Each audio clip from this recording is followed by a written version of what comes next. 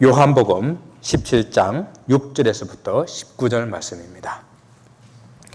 세상 중에서 내게 주신 사람들에게 내가 아버지의 이름을 나타내었나이다.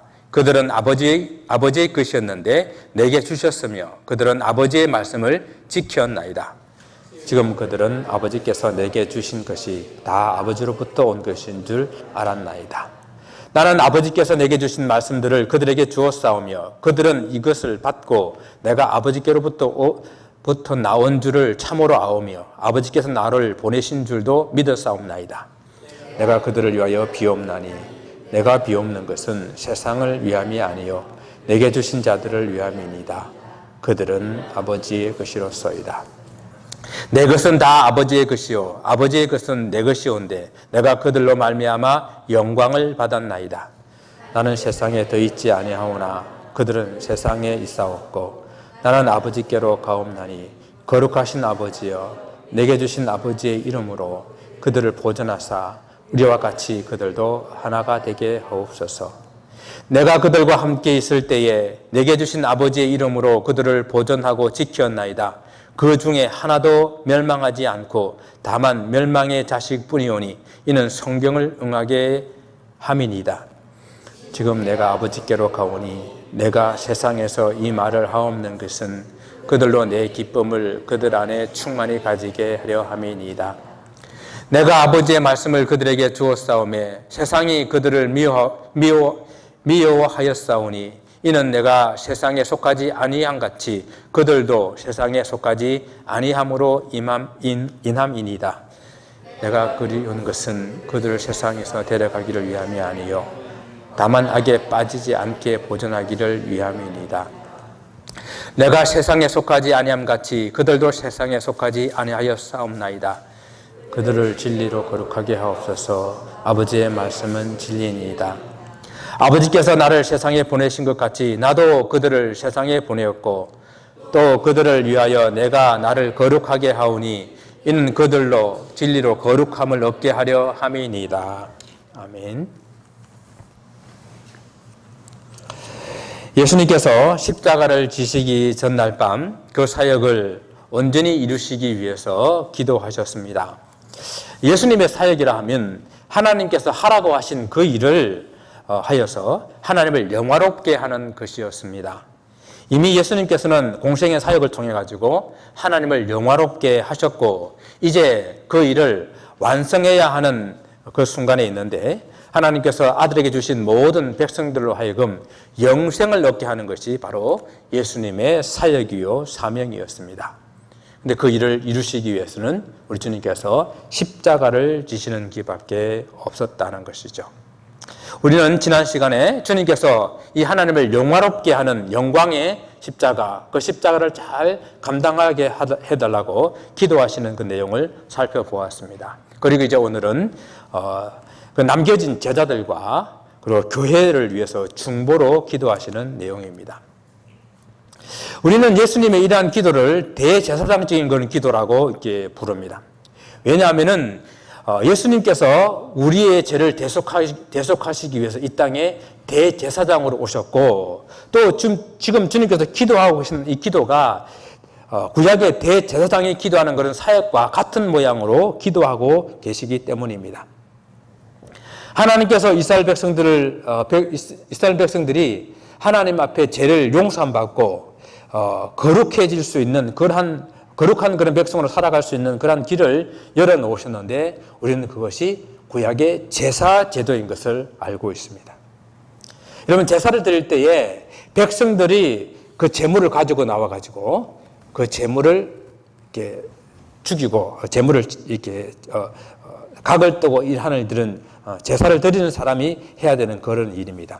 그때 이제 제사장 앞에 가지고 나와가지고 그 일을 하게 될 때에 제사장은 그 피를 가지고 제단에 가서 뿌림으로써 백성들의 그 죄를 용서함을 받게 하는 그런 일들을 하는 것이 제사장의 몫이었습니다.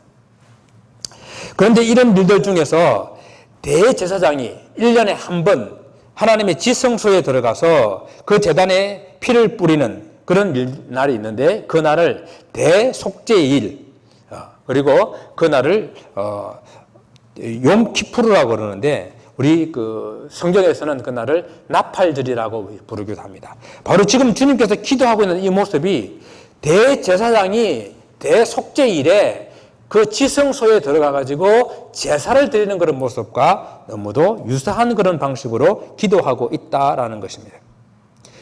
여러분, 대속죄일이라고 하는 것, 그것은 이제 유대인들의 명절인 설날이 있는데요.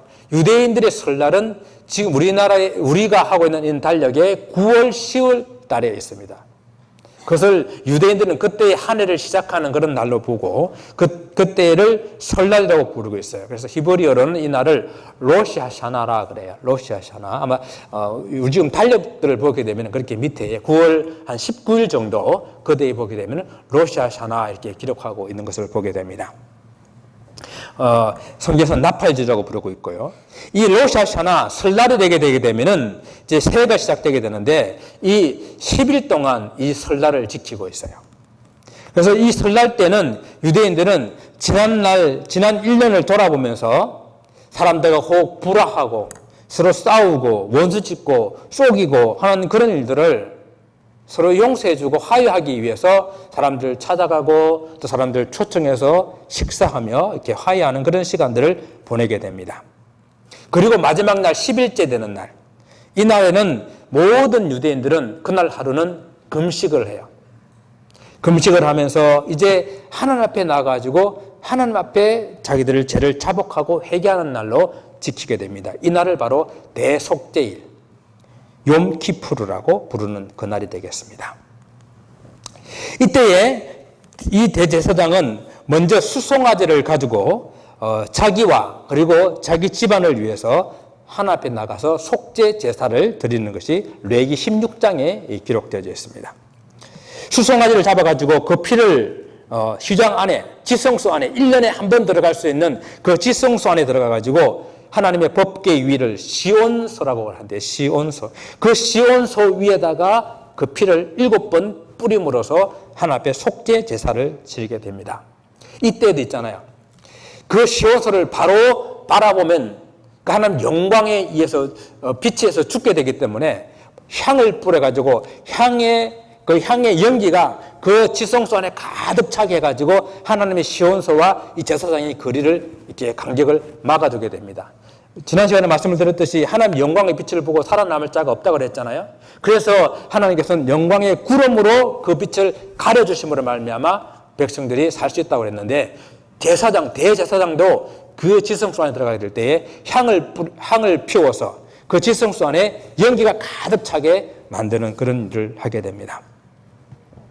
이렇게 자기 자신을 위해서 제사를 드리고 난 이후에 이 대제사장은 속죄제의 염소 2마리를, 수염소 2마리를 잡아가지고 하나는 광야로 내보내는 아세셀 양으로 숙소로 만들고 하나는 그 염소를 잡아서 그 피를 제단에 들어가서 그 제단에 피를 뿌림으로써 백성들을 위한 속죄 제사를 드리게 됩니다. 주님께서 지금 대제사장적 그런 기도를 한다고 그랬는데 바로 이 기도가 이 속죄 제사의 그런 구조를 잘 가지고 있다는 것을 보여주게 됩니다. 여러분, 지난주에 우리 살펴보았잖아요. 지난주에 주님께서 대제사장으로 먼저 자기 자신을 위해서 기도하는 그 기도 내용을 살펴보셨죠? 하나님께서 그 아들을 영화롭게 하셔서 아들로 아버지를 영화롭게 해달라고 기도하는 내용이 1절부터 5절까지 있었습니다. 이 기도가 먼저 자신을 위한 대제사장적 기도가 되는 것입니다. 그리고 난 이후에 이 대제사장이 이스라엘 백성들을 위해서 속죄 제사를 드리듯이 이제 주님께서는 아버지께로 이제 돌아가시게 될 때에 이 땅에 남겨질 그 백성들과 교회들을 위해서 대제사장적 기도를 드리고 있는 것입니다. 그것이 오늘 본문의 6절에서부터 19절 말씀인데, 이것이 이제 대제사장이 제자들을 위해서 하는 기도고, 그리고 다시 20절에서부터 26절까지는 이 땅에 남겨진 교회들을 위한 기도인데, 우리가 본문은 19절까지 읽었지만은 26절까지 이렇게 함께 같이 살펴보기를 원합니다. 예수님께서 제자들을 위해서 기도하실 때에 먼저 제자들이 어떤 존재들인지 그들이 무엇을 했는지를 하나님께 이렇게 아뢰고 있어요. 이것은 예수님께서 기도하고 있는 그 제자들을 어떻게 생각하고 있느냐, 그것을 잘 보여주는 말씀이라고 생각할 수 있습니다. 대제사장이 백성들을 위해서 기도하는 마음이 어떠해야 할지, 어떤 마음으로 기도해야 하는지를 나타내 보여준다는 것입니다. 여러분, 대제사장은 어떤 사람입니까? 대제사장은 백성들의 죄를 하나님 앞에 가지고 나가서 하나님 앞에 용서해달라고 기도하는 사람이잖아요. 저는 이런 말로 이 말을 좀 다르게 한번 표현해 봤어요. 어떻게 하든지 하나님 앞에 백성들의 그 죄를 다 용서함을 받아내야 되는 그런 사명이 있는 사람이 대제사장이에요. 그냥 들어가서 연례적으로 그냥 기도하고 나오는 것이 아니라 어떻게 하든지 이 백성들의 죄를 하나님 앞으로부터 용서함을 받아내야 되는 그런 사람이라는 이야기죠. 만약 그렇다고 한다면 이 백성들을 위한 이 마음이 어떠해야 되겠어요? 백성들을 위한 그런 긍휼과 사랑과 배려가 있는 그런 마음을 가지고 하나님 앞에 나가야 그 백성들을 위해서 용서해달라고 기도할 수 있지 않겠습니까? 우리가 지난주 말씀 그 2절에서 보게 되면은 그 이미 언급해드렸는데, 이 백성들은 원래 하나님 아버지의 소유였는데 아버지께서 내게 주신 자들이다라고 이렇게 표현했었어요. 여러분, 즉 이 백성들은 누군가 하면은 하나님께서 예수님께 주신 예수님의 백성들, 예수님의 소유들, 예수님의 것이라는 이야기입니다. 그러니까 예수님께서 당신의 것들을, 당신의 소유를 위해서 기도하고 있는데 그저 그냥 건성건성으로 기도하다가 나오겠습니까? 정말 진심을 담아서 간절한 마음으로 기도하지 않겠습니까? 이것이 대제사장의 기도라는 이야기입니다. 그래서 우리 주님께서는 제자들에 대해서 하나님께 보고하면서 이렇게 기도를 드리고 있습니다. 주님께서 그들에게 아버지 이름을 나타내고 아버지의 말씀을 주셨는데 그들이 아버지의 말씀을 지켰나이다 라고 이렇게 말씀을 하고 있어요. 정말 그랬습니까? 정말 백성들이, 예수님의 제자들이 예수님께서 제자들에게 말씀을 전해주었는데 그 제자들이 그 주신 그 말씀을 잘 지키고 살았습니까? 여기서 지켰다라고 하는 말은 주의하다, 복종하다, 가르침 등을 잘 쫓다라는 그런 뜻을 가지고 있어요. 10절 말씀 보게 되면은 내가 그들로 말미암아 영광을 받았나이다 라고 이렇게 표현하고 있어요. 정말 제자들이, 예수님이 자자를 인해 가지고 주님이 영광을 이렇게 받았습니까? 여기서 영광을 받았나이다라는 이 표현은요, 그때도 영광을 받았고 지금 기도하고 있는 이 순간에도 내가 영광을 받고 있습니다라는 그런 표현이거든요. 우리가 다 잘 알다시피 제자들은 주님 말씀을 잘 지키지 못했습니다. 주님 말씀을 도무지 이해하지 못했어요.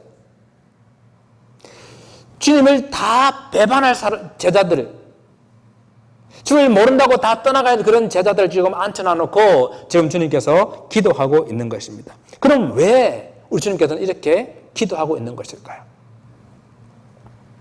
이는 전적으로 제자들을 향한 주님의 사랑, 그 주님의 사랑이라고 말할 수밖에 없습니다. 그래서 대제사장이라는 사람은 사람들의 잘못과 부족함을 비난하거나 그것을 하나님 앞에 고자질하는 그런 역할이 아니에요. 사람들을 비방하고 사람들을 갈라놔놓고 고자질하는 것은 누가 하는 겁니까? 이는 사단이 하는 이야기예요. 사단이 하나님과 사람 사이를 갈라놓는 디아볼로스, 분리시키는 자, 이간시키는 자, 그 역할을 하는 게 사단이에요. 우리 대제사장은 사람들의 아픔을 공감하여 이해하고 그 연약함을 아시며 그것을 붙잡고 기도하는 분, 그분이 바로 대제사장이라는 것입니다. 제자들이 충분히 만족할 정도로 그의 말씀을 지켰거나 알거나 이해하지 못했음에도 불구하고 주님께서는 그 제자들의 연약함을 아시고 이해하고 또 기다려주시는 분, 바로 그분이 대제사장이십니다.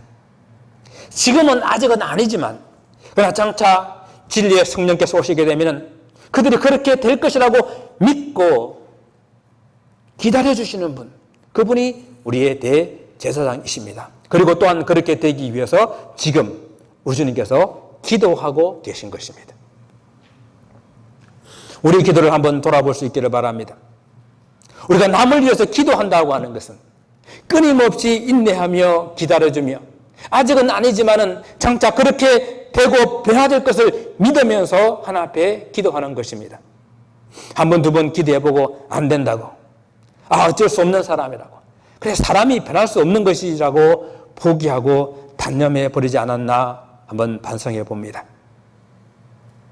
상대방의 잘못을 하나님께 고다지라는 것이 아니라 그 약점이 그에게는 아픔인 줄 알고 긍휼력 있는 그런 마음으로 기도하는, 그것이 남을 위해서 기도하는 마음인 것입니다. 상대방의 약점이 때로는 나를 힘들게 하고 성가시게 하기도 하지만은, 그러나 그 자신에게는 빼낼 수 없는 손끝의 가시처럼 그렇게 아픔이고 고통이기 때문에 그것을 이해하고 기다려주고 함께 기도하는 것입니다. 오늘 우리 사랑 많으신 대제사장이신 우리 주님께서 그렇게 저와 여러분을 위해서 기도하고 계십니다. 여러분, 우리가 잘 기도 부탁을 하잖아요. 저도 참 기도 부탁을 많이 했었습니다. 믿지 않는 집에서 목사가 돼가지고 도대체 기도해 주는 사람이 없는 거예요. 그래서 저는 사람들을 만나면 제 이 사정을 이야기하면서 저는 기도해 주는 부모가 없습니다. 저를 좀 기도해 주십시오 라고 하면은 정말로 지금까지 제 그 기도 부탁을 듣고 저를 믿음의 아들로 생각하며 기도하시는 그런 기도의 어머니도 있고, 또 늘 저를 위해서 기도하시는 그런 분들이 있기에 제가 오늘날 여기에 있는 것입니다. 우리가 서로 기도 부탁하게 될 때에 근성으로 부탁도 하지 마시고 근성으로 들었어도 안 되는 거예요. 그 기도 부탁을 들었다고 한다면 정말 우리가 다 하나님의 왕 같은 제사장이라고 그랬잖아요. 정말 그 마음을 가지고 주님 앞에 간절한 마음으로, 사랑하는 마음으로 그렇게 기도할 수 있어야 될 것입니다. 오늘 이 땅에 남겨진 그런 백성들, 당신의 백성들을 위한 주님의 기도는 크게 세 가지로 나눌 수가 있습니다. 첫 번째는 하나됨을 위해서 기도하십니다. 제자들을 하나되게 해달라고 기도하시는 주님의 모습을 봅니다. 목자를 치게 되면은 그 양이 다 흩어지겠다고 말씀하신 것처럼 주님께서 이 땅을 떠나시고 나면은 가장 염려가 되는 것이 그 제자들이 흩어지는 것이었습니다. 이는 단순히 그냥 육체적으로 흩어지는 것뿐만 아니라 그들이 모여도 서로 마음이 나눠져 있고 하나 되지 못한 그것까지를 의미하는 것입니다. 여러분, 조금 전까지만 해도 이 제자들은 누가 높은가, 누가 더 높은 자리에 앉을 것인가, 그거 가지고 싸우고 다투고 있었잖아요. 주님께서 그 마지막 6월절 만찬 자리에서 네 중에 한 사람이 나를 팔 것이다 라고 말했을 때에 누가 그렇게 팔 것인가 서로 의심하며 근심했다고 그러지 않았습니까? 지금 이 제자들의 마음은 그걸 인해서 낙심하고 서로 의심하고 이게 마음이 사분오열되어 있는 그러한 모습인 것입니다. 그래서 주님께서는 이 하나됨을 위해서 기도하십니다. 정말 우리 인간을 돌아보게 될 때에 하나 되는 것이 참 어렵고 참 우리는 이기적이고 연약한 본성을 가지고 있고 심지어는 악한 그런 본성을 가지고 있는 우리가 어떻게 이 하나됨을 이룰까 생각을 해봅니다. 오늘 주님께서는 이 주님의 기도 가운데 우리에게 이렇게 답을 주십니다. 하나님의 아버지의 이름으로 우리를 보존하여 주사 그들로 하나 되게 해 주십시오라고 기도하고 있습니다. 제자들과 교회의 이 하나됨, 이것은 하나님께서 당신의 이름으로 보존해 주실 때에 그것이 가능하다라는 말씀입니다. 하나님의 이름 그 자체가 능력이거든요. 세상에 여호와 스스로 계시는 자, 여호와라는 그 이름만큼 강한 능력이 없고 여호와 같은 분이 이 세상에 없음을 시편 20편에서는 고백하고 있습니다. 그렇지 않습니까? 여호와 같은 분이 이 세상에 없어요. 우리는 여호와의 이름을 부르게 될 때에 그 이름으로 말미암아 하나님의 능력을 맛보게 됩니다. 그렇다고 해가지고 이방 신들이 또한 이단들이 말하는 그런 마술에서 말하는 그런 주술과 같은 그런 것도 아니에요. 하나님 이름이 어떤 그 주술과 같이 이렇게 부르게 되면은 능력이 있는 것이 아니라 그 하나님을 신뢰하는 마음을 가지고 믿음을 가지고 그 이름을 부르게 될 때에 그 하나님은 살아계시기 때문에 그 살아계신 하나님이 역사하시는 것입니다. 저는 이 말씀을 보면서요, 교회가 해야 하는 본질적인 사명, 그 사명을 한번 깊이 묵상해 봤을 때에 만약 교회가 그 본질적인 사명에 충실하여 그 일을 감당한다고 한다면은 하나님께서는 당신의 이름을 가지고 교회를 하나님께 보존해 주실 수밖에 없지 않나 생각을 해보았어요. 여러분, 교회의 가장 본질적인 사명이 무엇입니까? 바로 그리스도의 복음을 전하여서 하나님께서 택하신 그 백성들의 그 영혼을 구원하는 것이요, 또한 그 택하신 구원받은 백성들이 하나님의 말씀으로 훈련받아서 다시 저 세상으로 복음 전하는 그 일을 하게끔 하는 그 일이 교회의 가장 본질적인 사명이 아니겠습니까? 한마디로 영혼 구원하여 제자 삼는 그 일이 교회의 본질적인 사명이라는 것입니다. 하나님께서 교회가 이 본질적인 사명을 감당할 수 있도록 하기 위해서 또 하고 있다고 한다면 하나님 여호와의 당신의 이름을 가지고 이 교회를 보존해 주실 것입니다. 하나 되게 해 주실 것입니다. 또한 예수께서 제자들이 그리고 이 땅에 남겨진 교회가 서로 연합하고 하나 되기 위해서 기도하실 때에 그 하나님의 그 하나됨의 신비한 그 원리를 가지고 말씀하고 있어요. 뭐라고 말씀하십니까? 우리와 같이 그들도 하나가 되게 하옵소서라고 했어요. 여기서 우리라는 것은 무엇입니까? 우리. 삼위 하나님을 말씀하시는 거예요. 성부 하나님, 성자 예수님, 성령 하나님, 이 세 분이 하나인 것 같이 이 삼위일체의 교리는 사람의 머리로서 온전히 이해하기 힘든 신비한 그런 하나님의 원리예요. 이 사람의 그 지식으로 논리적으로 이해하기에 훨씬 더 초월해 있는 그런 신비한 것입니다. 아마 이 세상에 있는 그 어떠한 것들보다도 이 삼위 하나님의 하나되심, 이것보다 더욱더 완벽하고 완전한 하나됨은 없을 거예요. 오늘 주님께서 그 말씀을 하시는 거예요. 우리가 이렇게 하나님 하나 되어 있는 것처럼 하나님 이 땅에 있는 주의 백성들이, 이 땅에 있는 교회들이 하나 되게 하옵소서. 좀 더 쉬운 그런 표현으로 21절 말씀, 우리가 26절까지 오늘 본문이라고 말씀드리지 않았습니까? 21절 말씀에서는 이렇게 표현하고 있는 거예요. 아버지께서 내 안에, 내가 아버지 안에, 그리고 이렇게 있는 것 같이 우리 안에 저들이 있게 하옵소서. 그래서 하나됨을 이루라라는 것입니다. 우리 이 말씀은 이미 요한복음 15장에서 주님께서 포도나무와 그 가지 비유해서 말씀을 하셨어요.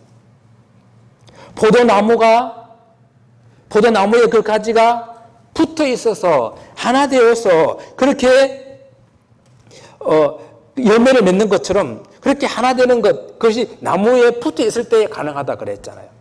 가지들끼리 우리 하나 되자 그래가지고 서로 의논하고 의견을 모으고 사상을 서로 나누고 서로 팔깍지를 꼈다 그래가지고 그것이 하나 되는 것이 아니에요. 가지들은 포도나무 줄기에 붙어 있게 되면 전체가 하나가 되는 거예요. 우리 원가지신 주님, 그 주님 안에 있을 때에, 그 주님께 잘 붙어 있을 때에 우리가 하나 될 수 있다는 것을 명심할 수 있기를 바랍니다. 포도나무와 가지의 비유를 좀 더 교회론적으로 우리가 이해하자고 한다면은 주님께서 머리가 되시고 그리고 우리는 그의 지체가 되어서 주님의 교회를 세워나가는 것이다 라고 이렇게 표현할 수가 있어요. 이런 사도 바울이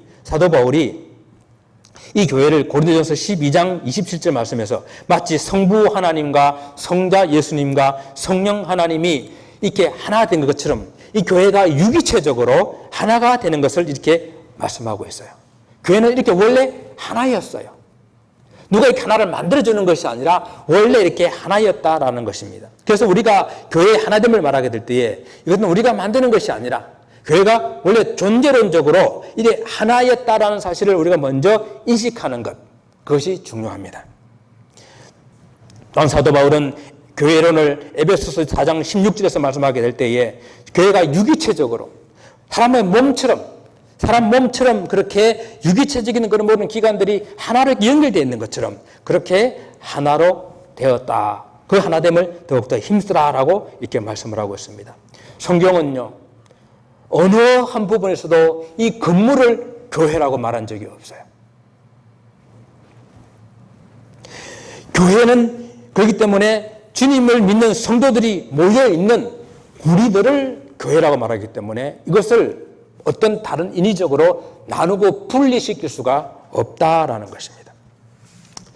어떤 때에는 정말 교회에서 정말 아무것도 아닌 그런 문제로 서로 싸우고 그렇게 세상 사람보다 더 진짜 의리 없이 갈라지는 것을 보게 됩니다.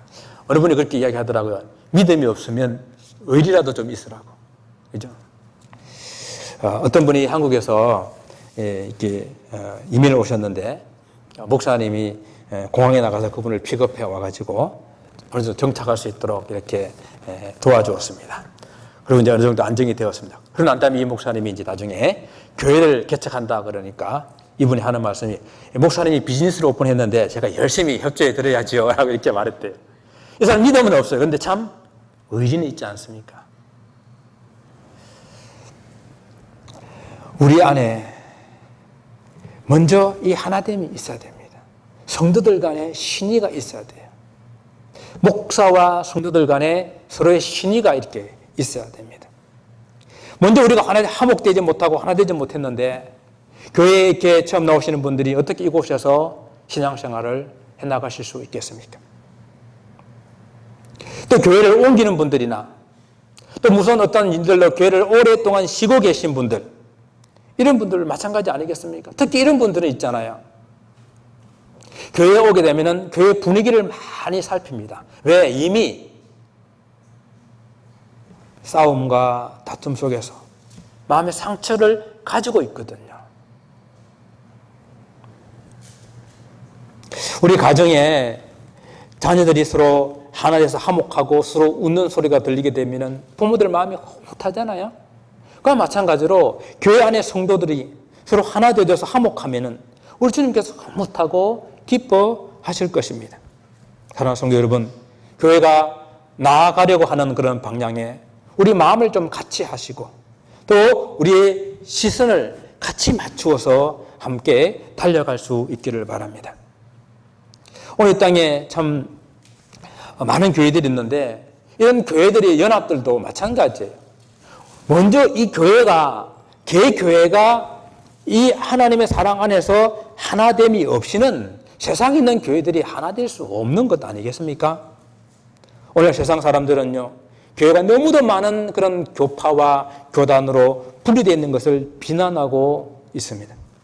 그뿐만 아니라 교회가 안팎으로 서로 싸우고 있는 것을 그들은 주시하고 있습니다. 그 주님께서는 오늘 반복적으로 하나됨을 위해서 기도하고 있는 것은 성도가 그리고 교회가 하나 되는 것이 그만큼 중요하다는 말씀 아니겠습니까? 우리가 하나님 나라를 이 세상 가운데 가장 잘 보여줄 수 있는 것은요, 우리 안에 서로 하나됨으로 서로 사랑하는 것입니다. 주님께서 말씀하지 않았습니까? 우리가 서로 사랑할 때에 저 세상이 우리가 주님의 제자인 줄을 알리라. 우리가 서로 사랑하는 것이, 하나 되는 것이 그만큼 중요합니다. 저는 전적으로 저는 개인적인 소견인데요. 우리 주님 오실 때까지 이 땅에는 교파와 교단이 하나가 안 될 거예요. 우리 주님 오실 때까지 하나가 안 될 것이 몇 가지가 있는데 저는 이스라엘과 팔레스타인이 하나가 안 될 거라고 생각합니다. 그런데 불구하고 우리가 서로 비난하고 서로 이렇게 욕하고 그럴 것이 아니라 우리들 안에서라도 조금씩 하나됨을 위해서 서로 연합하고 서로 이렇게 이웃교회와 서로 함께 이렇게 사역들을 해나가는 그런 일들로 확대시켜 나가야 되지 않겠습니까? 이것이 하나됨의 시작이요. 이 하나됨을 우리는 함께 이루어 나가야 할 것입니다. 우리 주님의 두 번째 기도는 이런 것입니다. 13절부터 16절까지 나오는 그런 말씀인데요. 세상의 악에 빠지지 않게 보존해 달라고 기도하고 있습니다. 지난주에도 이렇게 말씀을 드렸지만요. 여기서 말하는 세상이라고 하는 것은 하나님 나라와 대적되는, 그리고 공중 권세 잡은 사단의 세력이 지배하고 있는 그래서 이 하나님의 백성들을 박해하고 실족하게 하는 바로 그런 세상을 말합니다. 그래서 이 세상 가운데에 우리 주님께서 오셨습니다. 그리고 세상에서 당신의 백성들을 구원하시기 위해서 사역하시다가 그 마지막 십자가를 지시고 하나님께로 돌아가시고 난 다음에 이 땅에는 여전히 그 믿는 백성들과 교회가 남아있게 될 것입니다. 여러분, 세상은 결코 만만하지 않아요. 이 세상은 우리가 하나님의 말씀을 가졌기 때문에 세상이 주님을 미워하고 주님을 십자가에 못 박아 죽였듯이 우리 또한 그들이 미워할 것이라고 말씀을 하고 있습니다. 세상은 성도들이 계속해서 악에 빠지도록 유혹하고 미혹하고 때로는 우리들의 발 앞에 올무를 놓고 때로는 그것도 안 되면 협박해서 우리가 죄를 짓도록 세상에 빠지도록 할 것입니다. 그래서 주님께서는 오늘 이 세상의 악에 빠지지 않도록 이렇게 기도하시는 것입니다. 주님께서 이 세상에 계실 때에 그 맡겨주신 백성들을 주님께서는 지켰다라고 말씀을 하고 있습니다. 양을 지키는 선한 목자가 되어서 양을 지키되 그 목숨을 다해서 한 생명도 잃어버리는 것이 우리 주님의 뜻이 아니다라고 말씀하시며 그것을 지켜주셨습니다. 그러나 예외가 있었죠. 가룟 유다 같은 경우는 멸망받게 될 멸망의 자식이라고 그랬어요. 그 외에는 하나님께서 한 생명도 한 명도 잃어버리는 것이 우리 주님의 뜻이 아니다라고 그랬습니다. 그리고 이제 아버지께로 가시면서 하나님께서 이 백성들을 보존해달라고 기도하고 있는 것입니다. 결코 녹록하지 않는 이 세상에 빠지지 않게 해서 성도들이 반드시 기억해야 될 것이 있습니다. 그것은 성도의 정체성이에요. 성도는 원래 이 세상에 속한 사람들이 아니라라는 것입니다. 그것이 우리가 분명히 가져야 될 우리의 정체성이에요. 보세요. 처음부터 우리는 누구의 소유라고 그랬습니까? 하나님 아버지의 택한 백성, 하나님의 소유라고 그랬어요. 그런데 그 하나님께서 우리들을 누구에게 주셨다고요? 맡기셨다고요? 그 아들 예수님께 맡겨서서 이제는 예수님이 너는 내 소유다라고 말씀을 하셨습니다. 주님께서는 내가 너를 택하여 지명하여 불렀나니 너는 내 것이다 라고 말씀하시며 우리를 하나님이 당신의 소유라고 말씀하셨습니다. 그리고 이제 예수님께 넘겨주시면서 예수님께서는 또 우리를 너희들은 다 내 것이다 라고 말씀하시며 한 생명도 잃어버리는 것이 내 뜻이 아니다 라고 우리 주님께서 말씀하고 계신 것입니다. 우리는 이 세상에 살지만 그러나 이 세상에 속한 사람들이 아니다라는 것입니다. 우리가 예수를 믿는 순간 우리의 신분은 이 세상에 속한 것이 아니라 저 하늘나라에 속한 하나님의 백성, 우리는 이 땅에 살지만은 심판이 없는 하나님의 백성이라는 사람, 하나님의 백성이라는 사실을 분명히 기억하는 우리의 정체성을 아는 사람이 되어야 됩니다. 그런데 그럼에도 불구하고 우리는 왜 자꾸 이 세상의 유혹에 빠지게 될까요? 그것은 이 세상의 가짜 기쁨, 가짜 행복에 쏘가 넘어가기 때문입니다. 세상이 주는 그런 기쁨은 결코 온전하지 못합니다. 세상이 주는 그런 행복은 진짜 행복이 아니라 가짜 행복입니다.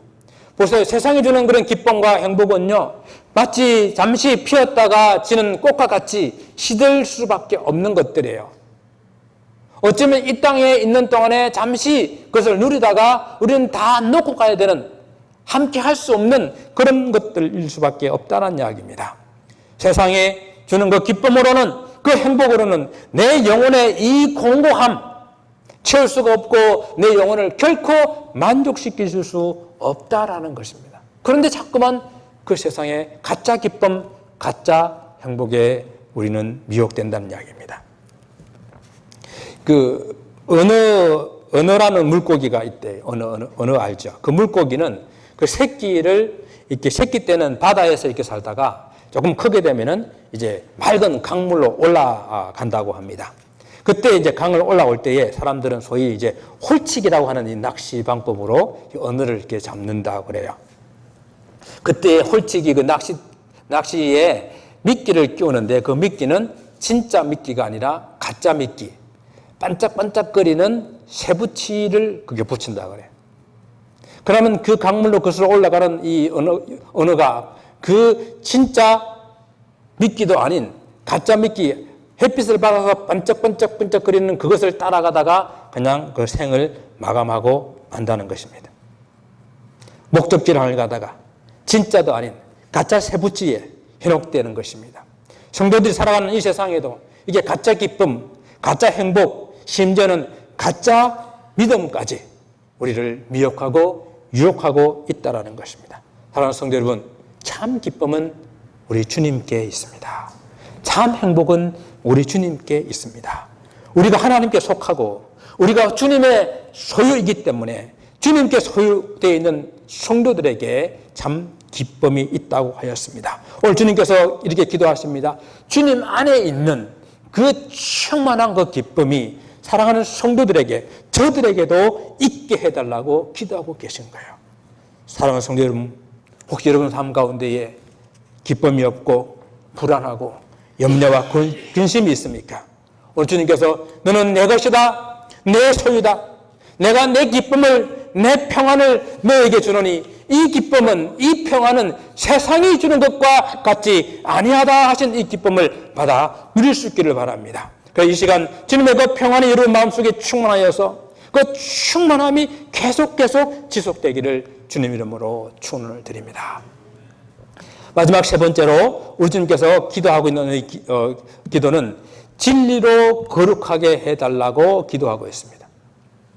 성도가 세상에 빠지지 않고 거룩하게 하기 위해서는 이렇게 하면 거룩해질까요? 세상을 떠나가지고 수도원 같은 데나 저 사막이나 아니면 저 동굴을 파고 들어가서 외딴 곳에 가서 그렇게 살면은 이 세상의 악으로부터 보존되고 거룩해질 수 있을까요? 혹 모르겠습니다. 개인적으로는 좀 거룩해질 수 있을지 모르겠습니다. 그러나 이것은 우리 주님께서 주신 성도의 삶, 성도의 사명은 완전히 망각한 그런 삶이에요. 주님께서는 우리를 하여금 이 세상 가운데 살면서 세상 가운데 악에 빠지지 않기를 원하신다라는 사실입니다. 그러면 세상 가운데 살면서 세상 가운데 빠지지 않는 길이 어떤 길이 있을까요? 오늘 주님께서 이렇게 기도하십니다. 주님께 주신 바로 하나님의 말씀으로 세상에 속하지 않을 수 있다라는 것입니다. 주님께 주신 말씀을 붙들 때에만 악을 이길 수가 있다라는 것입니다. 여러분 시편 119편 9절에서부터 11절 말씀에 이렇게 한번 보시게 되면 우리 앞에 말씀 나와 있으니까 같이 한번 읽어보도록 하겠습니다. 시편 119편 9절부터 11절입니다. 청년이 무엇으로 그의 행실을 깨끗하게 하리까? 주의 말씀만 지킬 따름이니이다. 내가 진심으로 주를 찾았사오니 주의 계명에서 떠나지 말게 하소서. 11절 다 같이 읽습니다. 내가 주께 범죄하지 아니하여 주의 말씀을 내 마음에 두었나이다. 청년이 무엇으로 그 행실을 깨끗하게 할 수 있겠습니까? 내가 이 악에 빠지지 않기 위해서 주의 말씀을 내 마음에 두었습니다. 여러분, 사람은요, 마음속에 무엇을 품고 있냐에 따라 가지고 그것 생각하고 그것 말하고 그것 행동할 수밖에 없는 거예요. 우리 마음에 주의 말씀을 품고 있으면은 주의 말씀이 우리가 생각나게 그 말씀을 따라 묵상하게 하고 그 말씀을 말하게 하고 그 말씀에 따라 행동하게 하는 것입니다. 마음에 이 하나님의 법을 두고 하나님의 뜻을 따라 행하게 될 때에 우리가 이 세상의 악에 빠지지 않을 수 있다는 것입니다. 어쩌면 이것은 좀 소극적인 방법인지 모르겠어요. 그러나 주님께서는 또한 우리를 그 세상의 악에 빠지지 않기 위해서 진리로 거룩하게 해달라고 기도하고 있습니다. 여기에 진리는 역시 하나님의 말씀입니다. 이는 좀 보다 적극적인 그런 방법이에요. 거룩이라고 하는 것은요, 세상과 구별된 하나님의 본질과 하나님의 속성이에요. 사실 이 거룩이라고 하는 것은 사람에게 붙일 수 있는 것이 사실은 아니었어요. 그런데 있잖아요. 우리 예수님께서 하나님 부를 때에 거룩하신 하나님이라고 이렇게 부르고 난 다음에 하나님, 내가 거룩한 것처럼 이 백성들도 거룩하게 하옵소서. 주님께서는 또 우리에게 내가 거룩하니 너희도 거룩하라라고 이렇게 말씀을 하시는 것입니다. 아니, 하나님께만 붙일 수 있는 이 거룩이라는 단어를 어떻게 우리 사람에게 붙일 수가 있을까요? 그런데 구약에서도 보게 되게 되면은 하나님께만 사용하는 이 홀리, 카도시라는 이 거룩이라는 이 단어를 사람들에게 붙일 수 있도록 적용되는 때가 있었는데 바로 그것이 제사 제도였어요. 제사와 관련해서 그것을 하나님께 바쳤을 때에, 하나님께 드렸을 때에 우리는 그것을 거룩하다라고 말씀을 하셨습니다. 자, 하나님께 바쳐지게 되면요, 사람뿐만 아니라 물건까지 거룩하게 됩니다. 여러분, 성막, 성전, 성물이라고 부르는 사실 그것 자체가 거룩한 물건들은 아니에요. 그 집이 거룩한 것은 아닙니다. 그런데 구별하여서 하나님께 드리니까 거룩한 하나님께서 거하시는 성막이 되고 성전이 되었습니다. 구별하여서 하나님께 드리니까 성전 안에 있는 그 기구들이, 그릇들이 거룩한 성물이 되었어요. 제사에 드리는 제물도 그냥 양이었고 그냥 염소였는데 그것을 구별하여서 하나님께 드리니까 하나님께 드림받아야 되는 코르반, 거룩한 제물이 되었다라는 이야기입니다. 구약시대 때의 사람들은 이렇게 하나님의 진리로 거룩해지는 그런 방법이 제사를 드리는 방법이었다고 한다면 이 신약시대 때는 우리가 예배를 통해서 하나님 앞에 거룩해질 수가 있는 것입니다. 구약에서는 대제사장이 백성들의 제물을 받아가지고 그 피를 제단에 뿌림으로 그 죄가 속죄되고 거룩함 인정을 받았습니다. 신약에서는 우리가 예배를 통해서 우리의 것들을, 우리의 몸과 우리의 마음을 하나님께 드리게 되게 될 때에 예수 그리스도께서 십자가에 설리신 그 보혈의 피로 우리 죄물을 덮어주심으로 우리가 거룩하게 되는 것입니다. 바로 이것이 하나님의 영이시니 신령과 진정으로 예배할지니라. 신령과 진정으로 예배드리는 그런 예배예요. 여러분, 우리가 참 예배를 통해서 우리를 하나님께 드릴 수 있는 것입니다. 하나님께 드리는 것을 우리는 뭐라고 그래요? 헌신이라고 그러죠. 헌신. 우리 헌신, 예배를 통해서 참 헌신하게 되게 되면 우리가 거룩해진다는 말씀입니다. 오늘 우리 예배를 통해서 성도들의 삶 거룩해질 수 있는 그런 삶이 되기를 바랍니다. 우리가 이제 헌신 예배라는 말을 이렇게 쓰잖아요. 근데 사실은 모든 예배가 다 헌신 예배야. 모든 예배가 우리의 몸과 우리의 마음을 하나님께 올려드리는 헌신의 예배입니다. 마음과 몸을 드림 없이 우리가 온전한 예배를 하나님께 드릴 수가 없거든요. 구약의 제사를 드리게 될 때에 살아있는 제물을 가지고 하나님 앞에 나와서 그것을 제사를 드리려 하면 어떻게 됩니까? 죽여야 되는 거예요. 그러니까 몸이 온전하게 죽는 그것이 제사였듯이 우리 하나님 앞에 우리 자신을 온전하게 드리는 그 헌신이 참된 예배가 되는 것입니다. 사도 바울은 로마서 12장에서 우리 몸을 하나님께서 기뻐하시는 거룩한 산제사로 드리라고 했습니다. 우리가 우리 몸을 거룩하게 해서 하나님께 올려드리는 그런 모습이 아니에요. 깨끗하게 씻는다고, 정결하게 씻는다고, 이것이 거룩하게 져서 하나님 이 거룩한 것을 받으십시오라가 아니라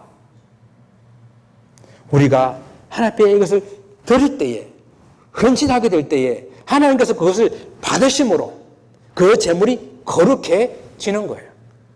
우리가 거룩하고 깨끗해서 이 자리에 앉아 있는 것이 아니라 우리가 마음을 들이며 헌신하며 하나님께 예배를 드릴 때에 하나님께서 우리 예배를 받으심으로 우리가 거룩해지는 거예요.